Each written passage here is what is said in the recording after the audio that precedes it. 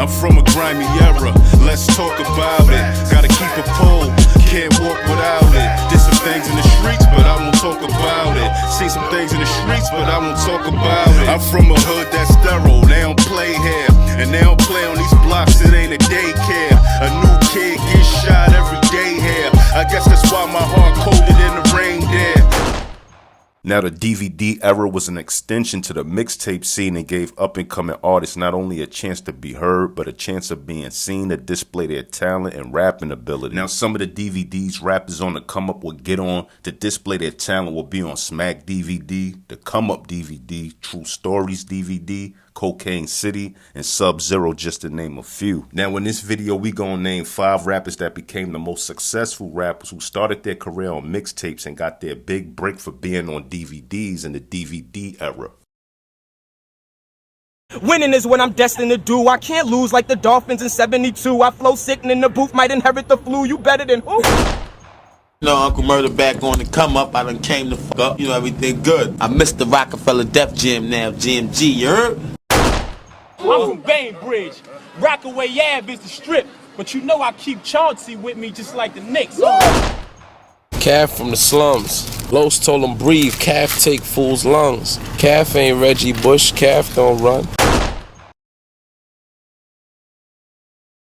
Yeah, what up, man? What up? What's going on? Smack DVD, man. It's your boy Gravy, Monstars, Debo Gang. That's what it is. Now, Gravy hit the hip-hop scene in his earlier days under Violator Records alongside Q the Kid and Red Cafe and their group called The Franchise. After the group parted ways, he'll hit the scene with Big Fendi under Dirty Money Records and appear on several of the come-up DVDs. After creating a buzz for being heavy on mixtapes and DVDs, Jamal Gravy Willard would get a chance to play the Notorious B.I.G. in the Notorious movie. Gravy will also get a small role in the Barbershop movie and Tupac movie All Eyes on Me as Biggie as well. Now, over the years, he's been in several underground movies, which is known as Tubi Movies today, which helped him have a successful acting and directing career. Now, Gravy went from being an underground hip-hop artist to taking his acting career to the next level, appearing in 70 films to date and 19 movies set to be released at a further date.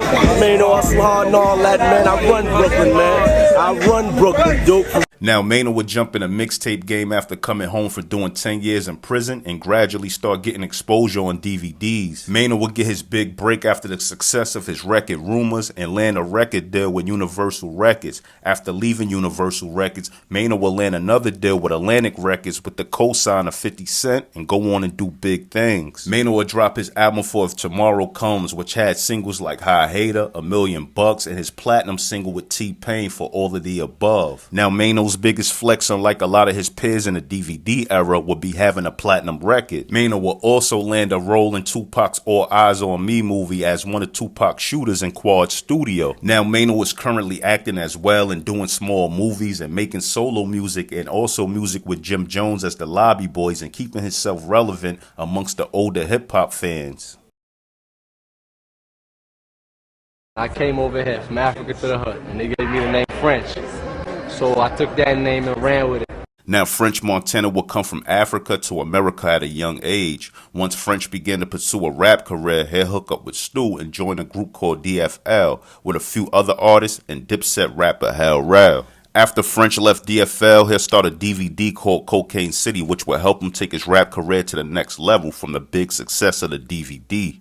French Montana would get a big buzz from interviewing artists on his Cocaine City DVD and slipping some of his music videos to get exposure on this DVD as well. After having beef with Jim Jones over leaking Dipset and Junior Mafia fight at the Rucker on his DVD, he'll hook up with Max B and start Coke Wave where they'll drop mixtapes and got on other DVDs coming at Jim, which helped his buzz go through the roof. After Max B went to jail, he'll land a deal with Convict Music with his fellow African native Akon. Now, in no particular order, over the years, French will bounce around for having Waka Flocka Mom's dad Anthony as his manager, having a co-sign from Rick Ross and MMG, putting Coke Boys on the map, and helping taking Chink's Drugs rap career to the next level. In 2012, French would sign to Bad Boy Records and put out several hit records that went gold and platinum for No Shopping, Lockjaw, Montana, Slide, Writing on the Wall, Freaks, Ain't Worried About Nothing, and the list goes on. Now, one of French Montana's biggest flex, unlike his peers in the DVD era, will be having a diamond record for his record Unforgettable featuring Sway Lee. French Montana has a total of 21 gold and platinum hits on his own and records he was featured on, making him one of the most successful rappers coming out the DVD era.